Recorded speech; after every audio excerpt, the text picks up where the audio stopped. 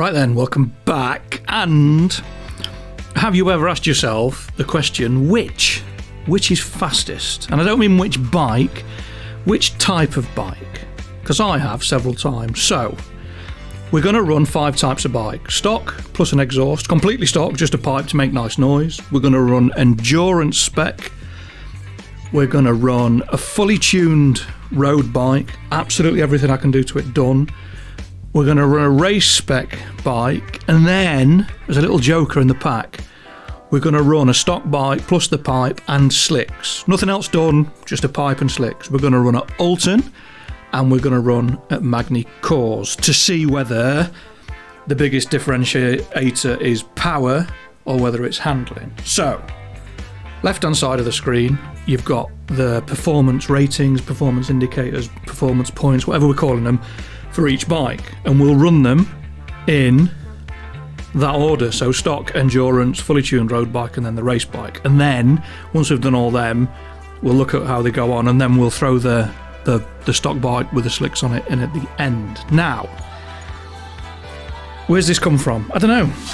One of my subscribers, Speedy, asked me a question. Oh, it'd be quite good if you did a video on that, and I agree with him. I think it'd be quite interesting. So I spent the best part of the day finding out what was what. So first up, stock bike plus the pipe. So the only reason I chose the ZX-10RR was because the stock bike has fully adjustable suspension. There's no point doing a stock bike if you can't change the suspension, because the tyres become the limiting factor, not necessarily the bike. So we ran, oh dear me, a lot of laps at Alton Foster's. It's a track that I like very much. It's a challenging track. There's loads of elevation changes, fast corners, slow corners, braking zones, you name it. Little lumps and bumps and dips and crests to get the front end off the floor. And the stock bike was very good. Surprise, surprise, not. Surprise, surprise, the rear tyre was the biggest problem. I ran it with the traction on, I ran it with the traction off, I ran it with anti-wheelie on, anti-wheelie off, and we finally got down to a 55.789, which, well, you know, I like to validate things. So there's the setup. That's where we've ended up. Fully maxed out front end, massive differential on the preloads, and we did what? I did 19 laps. Nice to ride. Not a lot of invalid laps. It was not like running wide, it wasn't difficult to ride, it was very nice to ride. It's made me reappraise the way that I look at using certain bikes on certain tracks, but we'll come to that at the end. And just to validate the lap time, it would have put us 20th, which on a stock bike I didn't think was too bad, just to say it's got stock tyres on as well. So we then went to the endurance bike. Oh my good lord, the difference in performance, not necessarily lap time, just performance. The operating window for this bike was a lot smaller, but my good god, did it go and stop and turn much better, which I appreciate. Yeah, it's an endurance spec race bike, of course it's going to be better. Yeah, I agree, I absolutely agree, but it kind of sanctifies that there is a difference between a stock bike and a race bike. The difference is not as big as you think, but there is a difference, especially when we come to a tuned road bike, but we'll get to that in a minute. The biggest thing was the brakes. The brakes on this thing were on a different planet to the stock road bike. I think I might as well, but again, we'll cross that bridge when we get to the end. I think I might have a look at a stock road bike, slicks and brakes. But we ended up on a 54.254, which, after we've had a look at the setup, again, front end, not as much like maxed out on the front end, but the preload and everything pretty similar. The bike setups across the bikes were quite similar, but there you go. We're not hanging about. That is the fastest lap time on the leaderboards on the endurance bike. So the road bike, and this thing was evil, absolutely evil.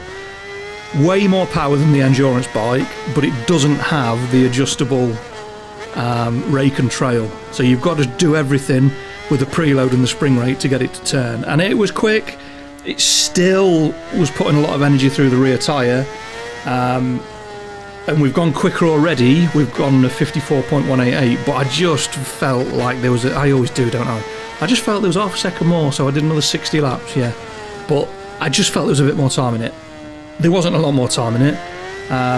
There was a bit more time in it, but it was hard to ride. It was very, very difficult to ride. The operating window was a lot smaller than the stock road bike, and the return wasn't massive.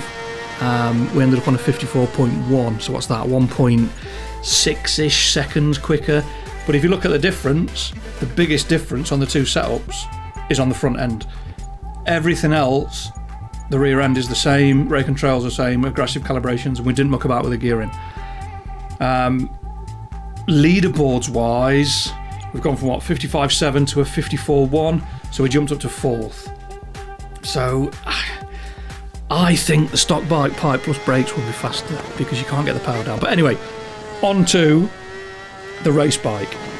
And just from stock to this, yes, there's a big performance index, performance rating difference. The way this thing turns and stops, you've got the power of the road bike, the tuned road bike, with the adjustability and the chassis of the endurance bike, and it was like sweaty palms to ride. If you did not turn in at just the right time, get on the gas at the right time, it would fire you off. It has restored my faith in Milestone's ability to develop a game where there's a clear difference between the road stuff and the race stuff. It'd be very easy just to take the lights off and it's basically the same bike underneath, or even the road bike would be faster, but it's not. Even though there's only 2 difference in the performance rating, that ended up on a 53.8. So what's that, a couple of tenths quicker than the road bike, which on a track that doesn't really, and I'm sorry I forgot to record the setup, so if you want the setup for the race bike you might have to do a little bit of pausing and jiggery pokery. I forgot to save it. So we did some laps, we did some serious laps, we did 28 of them. A lot of invalid laps, a lot of like running wide or clipping a curb and firing me off or losing the front end, and that put us second, very close to Raptor 2 on the GSX-R. I suspect the GSX-R was a bit less powerful, so a bit nice to ride. So timings, that's where we end up. So for all of the increase in PI, what we're looking at, 50, nearly 80, is worth 1.9 seconds at Alton. But there's one missing. Yeah, I know. The stock bike plus pipe and slicks. Now the PI rating of that bike is 893. So we're running close to the endurance bike. So for this to be a valid experiment, or whatever you want to call it, this bike has to be closer in time to the endurance bike than it does the stock bike, if that makes sense. Because otherwise, it's not achieved anything sticking the slicks on it. To ride, it was absolutely fantastic. It was absolutely beautiful. I did a lot of laps. Oh, did I do a lot of laps. But it was just lovely. It was moving about, it was sliding about. If you are struggling with 1000cc bikes, forget the engine tuning, leave the engine as it is, put an exhaust on it, do everything else. Stick some slicks on it. It will be a nicer bike to ride. You will be faster. I 100% promise. You will not be fighting it all the time. You can run less wheelie control, less traction control. It's just nicer. And we ended up on a 54.3, 1/10 of a second slower than the endurance bike. And we did some laps though. Fastest lap on lap 12. But I just kept going. I just kept going. Now it's saying there was a 53.8 in there, which would have put it up with a race bike, but I just couldn't put the lap together. So it has the potential, just with slicks and a pipe, to go faster than the race bike. It would have put us 8th on the leaderboard, which for a stock bike I don't think is too bad. So what am I trying to prove? I don't know. I just asked myself a question, the same question that Speedy asked me, which was, I wonder which bike's faster. That'd be quite an interesting video. It's been a pain in the arse, one of the hardest videos I've ever done to try and stitch it all together and think about what I wanted to say to get it to make sense. I mean, I could just be talking out my arse, but the leaderboards tell me that I'm there or thereabouts. So what about if we go to a much bigger track? Well, does the theory fall down around its arse? Yes and no. Magny-Cores what we've got there, 1, 2, 3, 4, there's 5 quite big acceleration zones. So power is going to make a massive difference on this circuit, absolutely 100%. Stock road bike plus a pipe did a 138.5. Nice to ride, little bit of overheating in the front tyre, but nothing too bad. Endurance bike, different planet, absolutely different planet. What's that, 3.8 seconds faster? Woo! So we've gone from what, 2.5, 1.5 seconds faster to 3.8 seconds faster. It's just power. It's nothing but power, and the fact that you've got more grip, you carry more speed through the corners. Road bike, more power again. Yes, it's not as nice to turn. I appreciate that. It's not as nice to turn. However, it's got more power. I mean, look at the wheelie out of there. Absolutely beautiful. It's not as nice to ride as a stock bike plus pipe and slicks. It's just not. Yes, the power's nice. It's nice to go fast and blah, blah, blah. But ended up on a 134.3. So again, it's dragged that gap out to the endurance bike a bit further by, what, 4/10. The race bike, 1.4 tenths of a second quicker. Yes, it's faster, it turns in nicer, it holds a nicer line, but the operating window is much smaller. There's a narrower line that bike wants to take around the track to set a competitive lap time. Leaderboards wise, the Magny-Cours leaderboards are very competitive. So I was trying to do consistently quick laps rather than try and go balls out and set a lap time that was X or Y or Z. The stock bike plus pipe and slicks did a 135.7. So again, it's a second slower than the endurance bike, but it is what, nearly 2.8 seconds faster than the stock bike.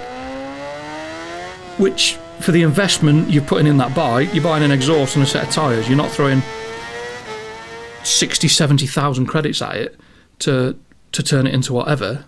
I mean, you can throw the world at it and you go, what, 2.8, you get another 1.5 seconds out of it, no, 1.4 seconds out of it for a fully tuned bike. Throw in the world at it and it's a pain in the arse to ride. The biggest problem on there with it was the brakes. The stock bike plus pipe and slicks, the brakes were no good. So, yeah. What's fastest? Well, the race bike's fastest, obviously. And funnily enough, they actually run in PI order, which surprises me. Well, I guess it surprised me because I expected some kind of weird result, but I didn't get it. But yeah, don't spend your money tuning up a bike fully. Buy everything but the engine mods. Thanks for watching. Don't forget to leave me a comment, a like, subscribe, give me some feedback, and fingers crossed, I will see you next time. Take care, stay safe, peace.